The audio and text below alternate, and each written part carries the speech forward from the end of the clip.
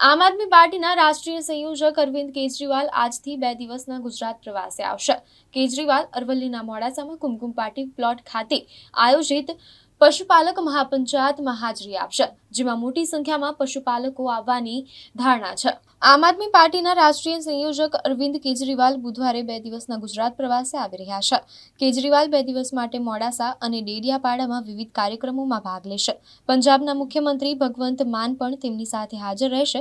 આજે 23 અને 24 જુલાઈના રોજ બંને નેતાઓ મોડાસા અને ડેડિયાપાડામાં ભાજપ સરકાર વિરુદ્ધ ગુજરાતમાં એક મોટી રેલીને સંબોધિત કરશે। મંગળવારે અરવિંદ કેજરીવાલે તેમના એક્સ હેન્ડલ પર એક પોસ્ટમાં આ માહિતી શેર કરી। તેમણે કહ્યું કે 30 વર્ષ શાસન કર્યા પછી આજે ગુજરાતમાં ભાજપનો ઘમંડ અને ભ્રષ્ટાચાર ચરમસીમાએ છે। આ કાર્યક્રમમાં મોટી સંખ્યામાં પશુપાલકો હાજરી આપે તેવી અપેક્ષા છે।